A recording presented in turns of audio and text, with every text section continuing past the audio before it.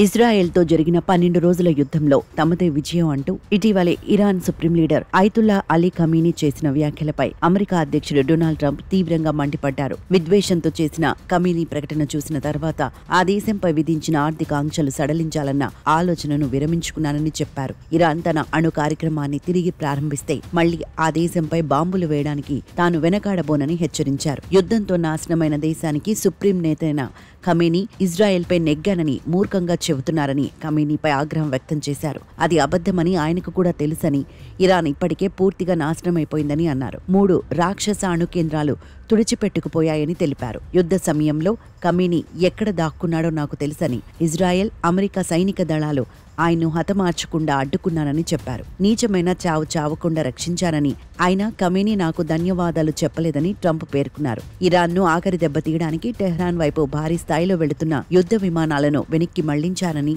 ఇజ్రాయెల్ను demand చేశారని గుర్తు చేశారు. ఆ దాడి జరిగితే వేల మంది ఇరానియన్లు చనిపోయేవారని, గత కొన్ని రోజుల నుంచి ఆ దేశంపై ఆంక్షలు సడలించాలని ఆలోచిస్తున్నారని ట్రంప్ వెల్లడించారు.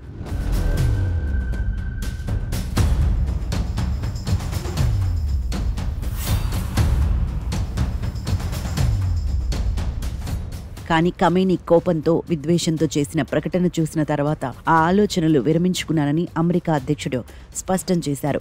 మరోవైపు Iran supreme leader Ayatollah Ali ఖమీనీని ఉద్దేశిస్తూ అమెరికా అధ్యక్షుడు డొనాల్డ్ ట్రంప్ చేసిన వ్యాఖ్యలను టెహ్రాన్ ఖండించింది. తమతో నిజంగా అణు ఒప్పందం కావాలనుకుంటే ఖమీనీని మర్యాదగా సంబోధించాలని ట్రంప్కు ఆ దేశ విదేశాంగ మంత్రి అబ్బాస్ అరాగ్జీ సూచించారు. ఖమీనీని అగౌరవంగా సంబోధించడాన్ని ఆయన ఖండించారు. ట్రంప్ నిజంగా తమతో ఒప్పందం జరగాలని భావిస్తుంటే తమ సుప్రీం లీడర్ను మర్యాదగా సంబోధించాలని సూచించారు. లక్షల మంది ఖమీనీ మద్దతుదారుల మనోభావాలను దెబ్బతీయొద్దని తెలిపారు. ఇరాన్ ప్రజలు తమ ధైర్యాన్ని ప్రపంచానికి చూపారన్నారు. ఇజ్రాయెల్కు మరో దారి లేక ట్రంప్ వద్దకు పరిగెత్తుకెళ్లిందన్నారు.